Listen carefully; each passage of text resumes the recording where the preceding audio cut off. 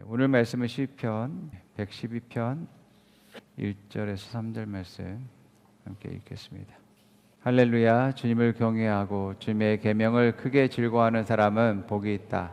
그의 자손은 이 세상에서 능력 있는 사람이 되며 정직한 사람의 자손은 복을 받으며 그의 집에는 부귀와 영광이 있으며 그의 의로움은 영원토록 칭찬을 받을 것이다. 아멘. 오늘 말씀은 번영은 하나님의 말씀과 연결되어 있다라는 제목입니다. 한국 교회와 성도와 사역자들 가운데 하나님의 축복에 대해서 두 가지 입장이 있다라는 것을 우리가 보게 되어지는데, 한쪽 측면에는 우리나라의 전통적 기복주의와 결합되어져서 복을 추구하는 측면들과, 또 반대로 청빈한 삶과 또 편안하게 사는 그러한 것에 대해서 긍정적인 그런 자세를 갖고 있는 측면도 있다라는 것들을 보게 되어집니다. 그래서 기복주의는 내가 세상적인 성공과 행복을 위해서 말씀과 또 하나님의 뜻에 대해서 자기의 복과 형통만을 추구하는 그러한 삶을 살게 되고, 신앙생활도 그렇게 하는 것이죠. 이와 반대로 청빈주의는 하나님 뜻과 일을 하는 사람들은 거룩해야 되고, 그들은 부자가 되어서는 안 되어지고, 또 하나님의 온전한 도우심만 바라면서 스스로 가난을 실천하면서 살아가는 것이 미덕이다라고 이야기하는 것도 보게 되어집니다. 성경은 이러한 양쪽 극단을 말하고 있지 않는 것들을 보게 됩니다. 물론 예수님은 마태복음 19장 23절에 예수께서 제자들에게 이르시되 내가 진실로 너에게 이르노니 부자는 천국에 들어가기가 어려우니라 라고 말했습니다. 아주 불가능한 게 아니라 어렵다라고 말합니다. 천국에 들어가기 어려운 이유는 예수님은 돈이 많기 때문이라고 이야기했지만, 근본적인 그러한 문제는 뭐냐면 그 사람의 마음 가운데 돈에 대한 욕심 때문에, 그 욕심으로 말미암아서 말씀에 순종할 수 없기 때문에 문제가 되는 것입니다. 또 뿐만 아니라 이러한 돈 욕심으로 말미암아서 주님을 따라갈 수 없는 태도의 문제가 있기 때문에 그렇습니다. 예수님이 마태복음 19장 21절에는 이렇게 부자 청년에게 말했어요. 내가 완전한 사람이 되고자 한다면 내가 가진 것을 팔아서 가난한 사람에게 주어라. 그리하면 내가 하늘에서 보화를 차지하게 될 것이다. 그리고 와서 나를 따라라. 그러나 그 젊은이는 이 말씀을 듣고 근심을 하면서 떠나갔다. 그에게는 재산이 많기 때문이다 라고 말합니다. 예수님은 분명히 내가 가난한 자들에게 너의 소유를 팔아서 그들을 섬기고 그들을 돕고 그들을 살리는 일들, 그들을 구제하는 일들을 하게 될 때에 하늘에서, 하나님 나라에서 더 큰 보화와 또 영광을 차지할 것이다 라고 이야기했습니다.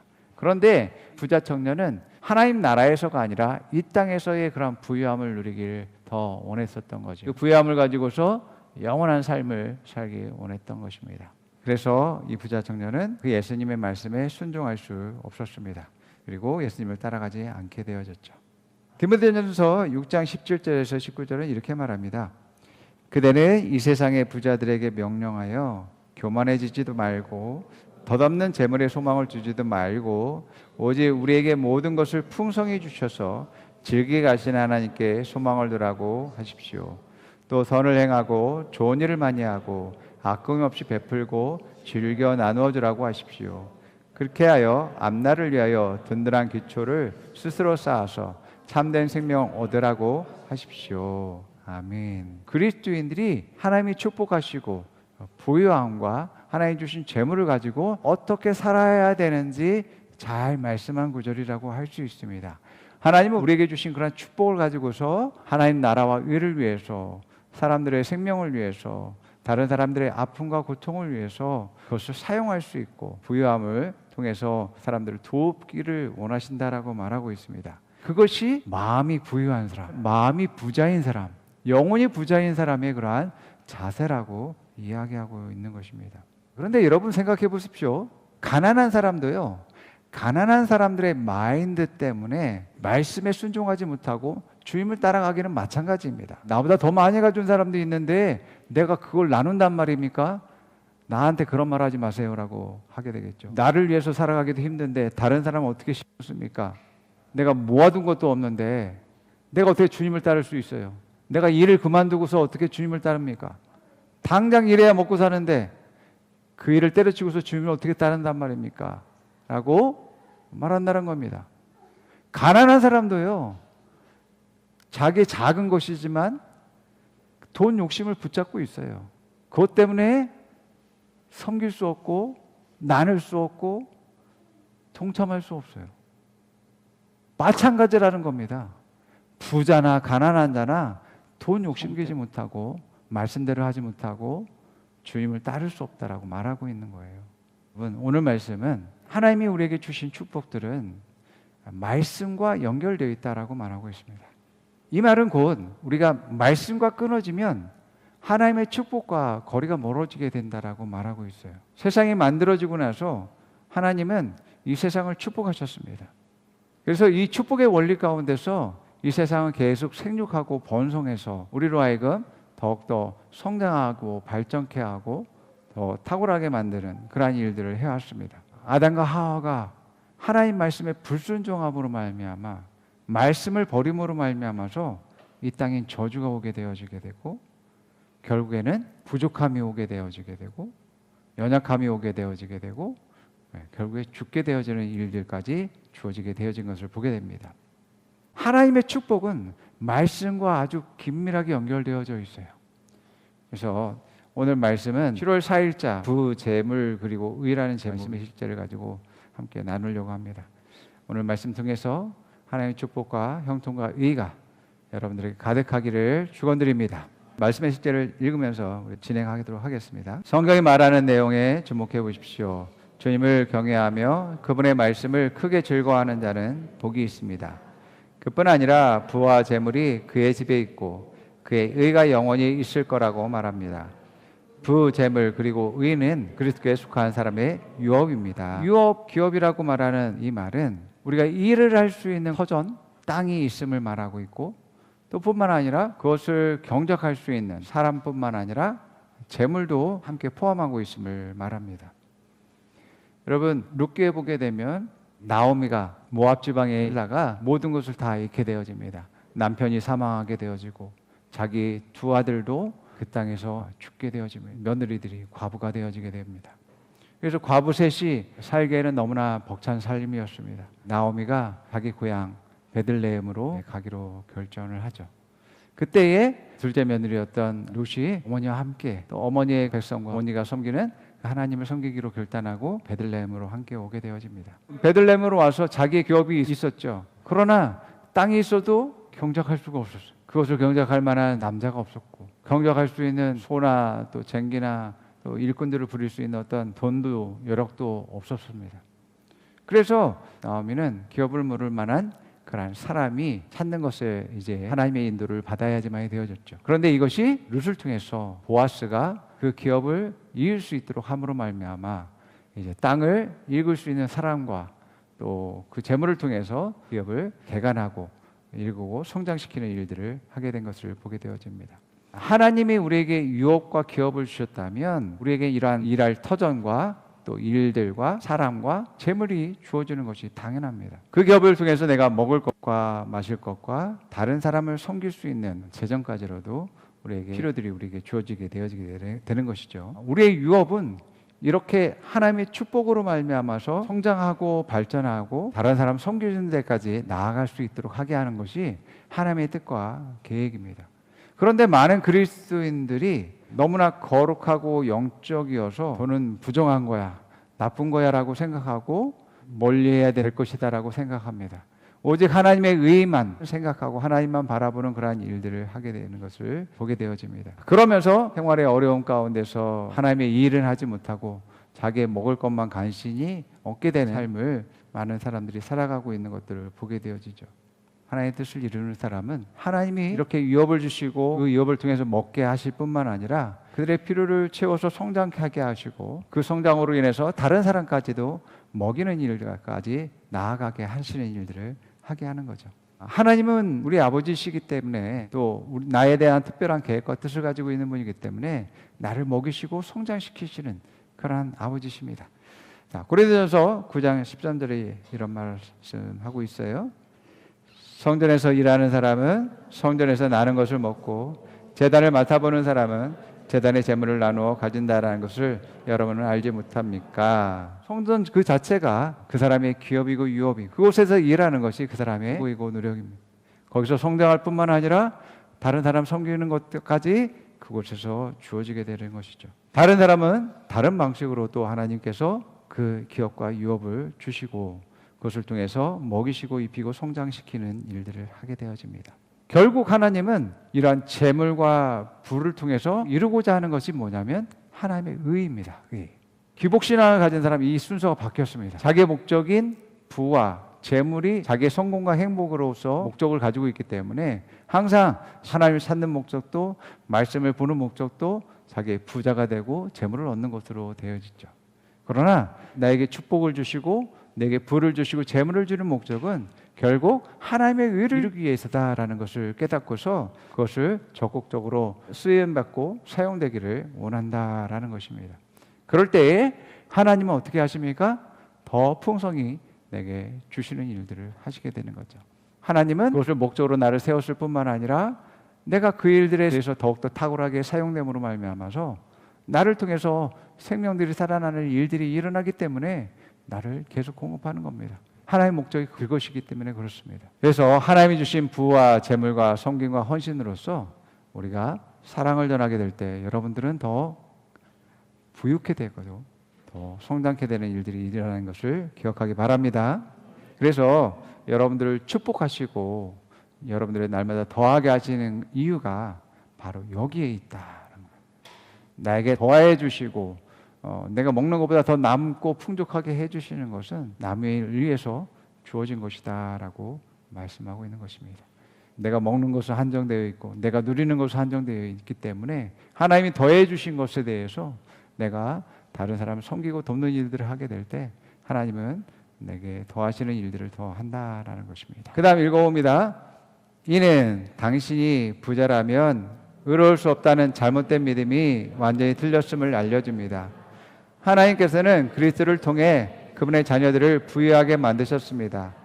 많은 그리스도인의 삶은 반대일 수 있지만 그 사실이 하나님의 진리를 무효하지 않습니다. 말씀을 있는 그대로 받아들인 우리는 다른 실제를 가지고 있습니다. 그리스도 안에서 우리는 부와 재물과 의를 가지고 있습니다. 바로 하나님께서 그리스도 안에서 우리에게 주신 생명입니다. 오늘날 전 세계 많은 사람들의 문제는 무지입니다.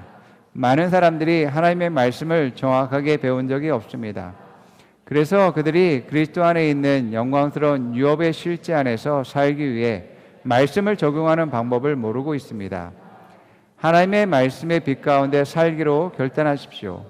그리스도 안에서의 당신의 번영은 하나님 말씀과 연결되어 있기 때문입니다. 당신이 정말로 부자가 되는 것에 관심이 없더라도 하나님께서는 당신이 다른 사람들을 부자로 만들 수 있도록 정하셨습니다. 사도 바울은 말했습니다. 근심하는 자 같으나 항상 기뻐하고 가난한 자 같으나 많은 사람을 부유하게 하고 아무것도 없는 자 같으나 모든 것을 가진 자로다. 당신의 삶에서 하나님의 뜻이 성취될 수 있도록 하나님의 계획과 목적 안에 자신을 두십시오. 하나님께서는 사랑하는 자여 내 영혼이 잘된 것 같이 내가 범사에 잘되고 강건하기를 내가 간구하느라고 말씀하셨습니다. 여러분 말씀과 연결된다는 것이 무슨 뜻입니까? 하나님 말씀과 연결된다는 것은 내가 그 말씀을 나의 사고방식으로 삼고 말씀대로 내가 생각하고 내가 말씀대로 해서 말하고 말씀대로 행동하게 될 때 말씀은 나와 연결되어져 있는 것입니다. 많은 그리스도인들이 이러한 말씀과 연결되어 있지 않습니다. 물론 주일 설교도 듣고 성경 공부도 하고 제자 훈련도 하죠. 이런저런 공부도 하고 있지만 실제 삶에서는 말씀과 연결되어 있지 않아요. 내가 어떤 것을 선택하고 결정해야 된다라면 내 생각은 말씀을 생각할 수 있어야지만 되어지죠. 그리고 내 삶에서 나오는 것이 하나님의 말씀이 위에서 나올 수 있어야 되고 말씀을 실천할 수 있어야만 됩니다. 성경은 말합니다. 말씀과 연결되어야지만이 하나님의 그러한 모든 축복들과도 연결되어져 있다라고 말하고 있습니다. 이것은 성경의 모든 부분에서 그렇게 말하고 있어요. 모세는 자기의 생명을 바치면서까지 이스라엘 백성들이 구원을 받고 또 하나님 백성이 되기를 원했었던 사람입니다. 이러한 모세가 이스라엘 백성들에게 유언을 한 그러한 말씀이 신명기 5장 32절과 33절 그리고 이어서 6장 1절에서 9절은 이렇게 말하고 있습니다. 우리 함께 읽어볼게요. 그러므로 당신은 주 당신의 하나님이 당신들에게 명하신 모든 것을 성심껏 지켜야 하며 오른쪽으로나 왼쪽으로나 벗어나지 말아야 합니다. 당신들은 주 당신의 하나님이 명하신 그 모든 길만을 따라가야 합니다. 그러면 당신이 차지할 땅에서 풍성한 복을 얻고 오래오래 잘 살 것입니다. 이것은 주 당신들의 하나님이 당신들에게 가르치라고 나에게 명령하신 명령과 규례와 법도입니다. 당신들은 건너가서 차지할 땅에서 이것을 지키십시오. 당신들이 주 당신들의 하나님을 경외하며 내가 당신들에게 명한 모든 주님의 규례와 법도를 잘 지키면 당신들도 당신들 자손이 오래오래 잘 살 것입니다. 그러니 이스라엘 자손 여러분, 이 모든 말을 듣고 성심껏 지키며 주 당신들 조상의 하나님이 당신들에게 약속하신 대로 적과 꿀이 흐르는 땅에서 당신들이 잘 되고 크게 번성할 것입니다.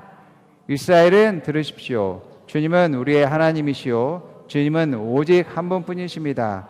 당신들은 다 마음을 다하고 뜻을 다하고 힘을 다하여 주 당신들의 하나님을 사랑하십시오.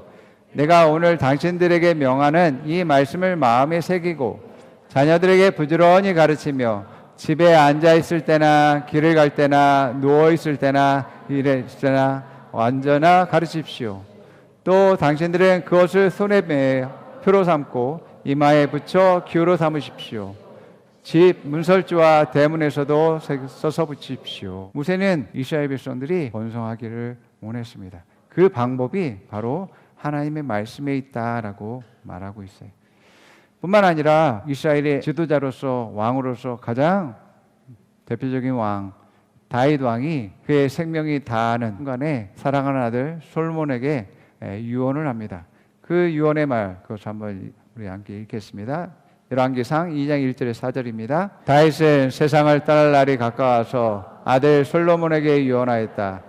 나는 이제 세상 모든 사람이 가는 길로 간다. 너는 굳세고 장부다워야 한다. 그리고 너는 주 너의 하나님의 명령을 지키고 모세의 율법에 기록된 대로 주님께서 지시하는 길을 걷고 주님의 법률과 계명, 주님의 율례와 증거의 말씀을 지켜라. 그리하면 내가 무엇을 하든지 어디를 가든지 모든 일이 형통할 것이다.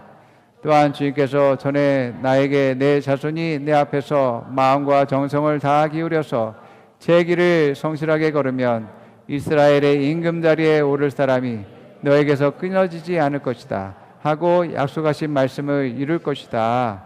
아멘. 하나님이 백성이든 기름 부음 받은 그러한 다윗 왕이든 다윗의 아들이든 그들이 누구라 할지라도 그들이 하나님의 축복을 받기 위해서는 삶에서 말씀과 연결된 삶을 살아야 된다라고 말하고 있음을 우리가 볼 수 있습니다.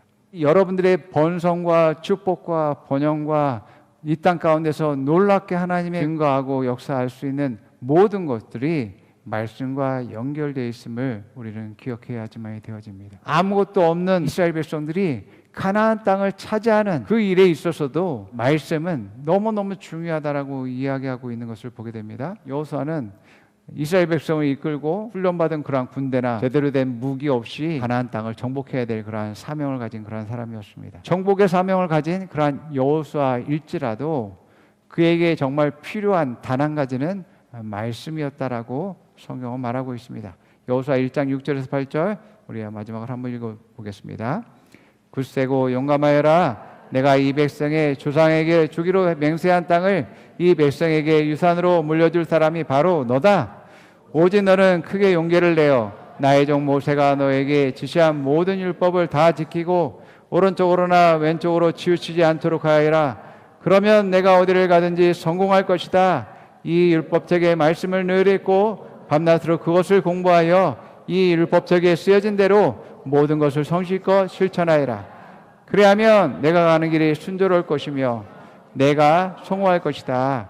아멘. 여호수아 1장 6절은 이스라엘 백성에게 가나안 땅을 줄 사람은 만군의 여호와 하나님이야 라고 말한 게 아니라 너 여호수아야.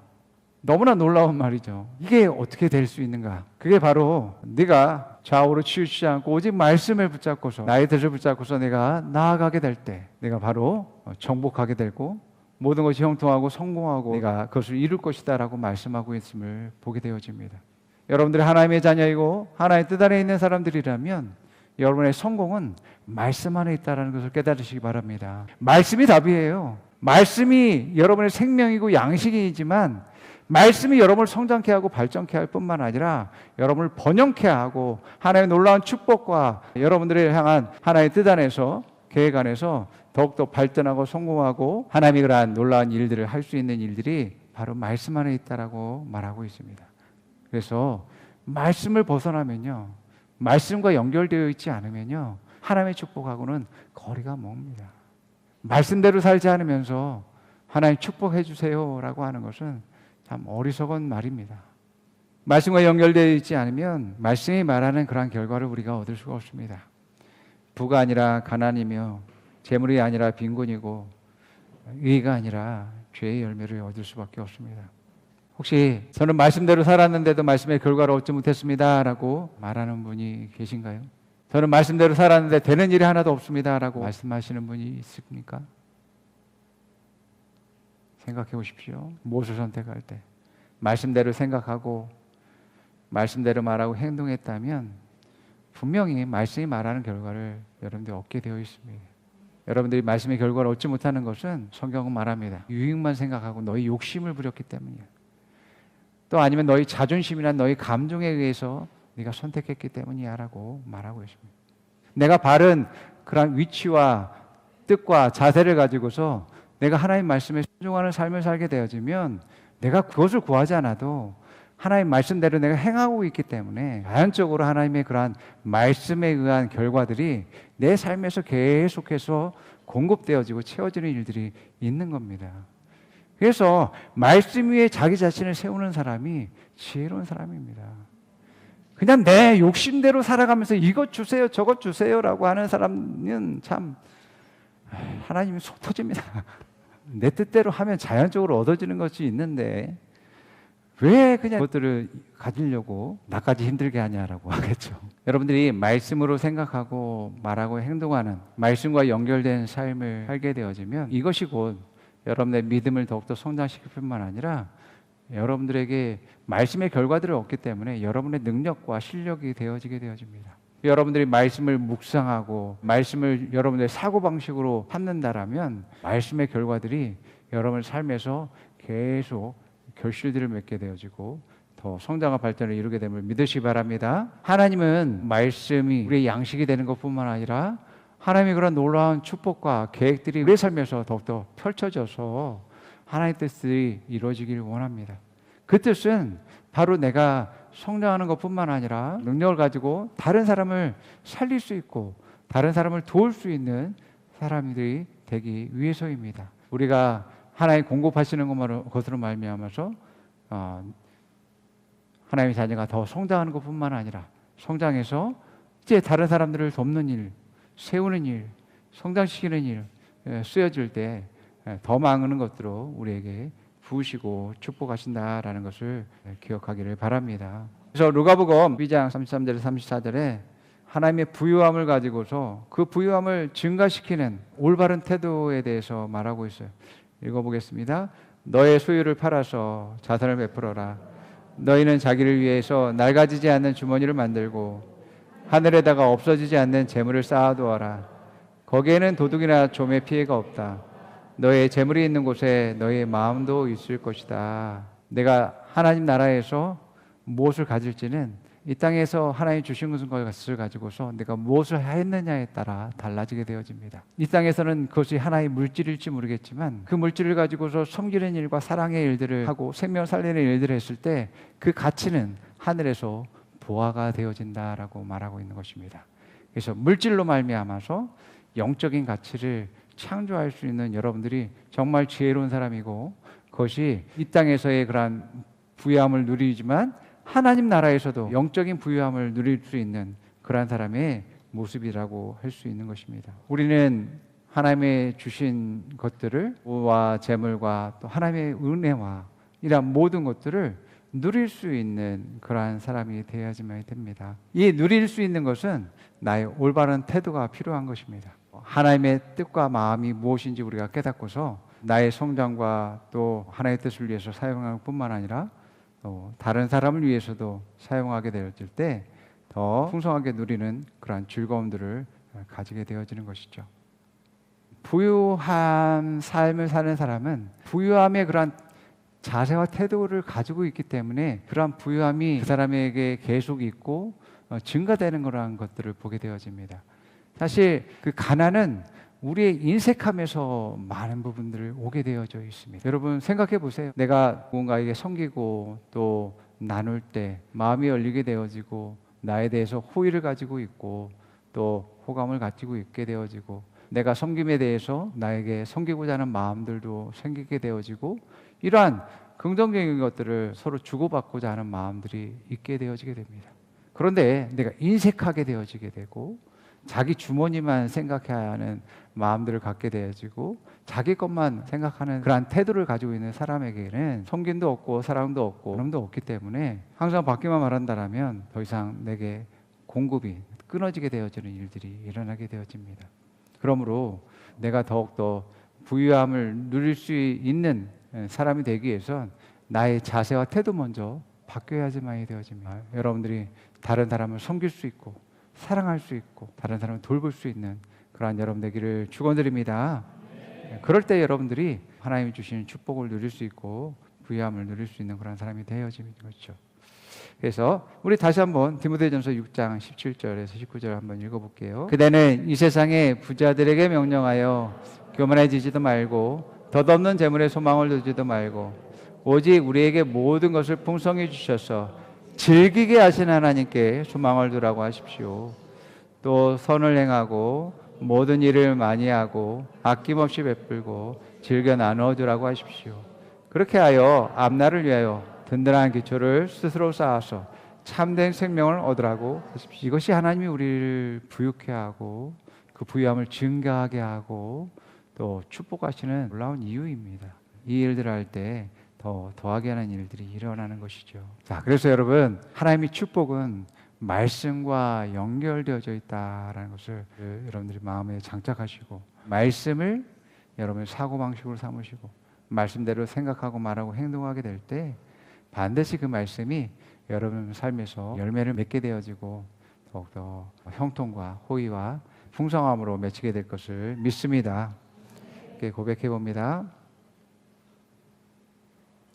나는 말씀과 연결되어 있습니다. 나는 말씀대로 생각합니다. 나는 말씀대로 말합니다. 나는 말씀대로 행동합니다. 나는 부유한 자입니다. 나는 부유를 누리는 자입니다. 나는 정복하고 다스립니다. 나는 치유하고 회복합니다. 나는 자유를 선포합니다. 자, 옆 사람에게 말합니다. 당신은 하나님으로 부유한 사람입니다. 당신은 부유를 누리는 자입니다. 당신의 재정은 증가합니다. 당신을 통해 하나님의 의가 전파됩니다. 사람들은 당신을 통해 하나님의 사랑을 볼 것입니다. 하나님은 당신을 사랑합니다. 나도 당신을 사랑합니다. 아멘.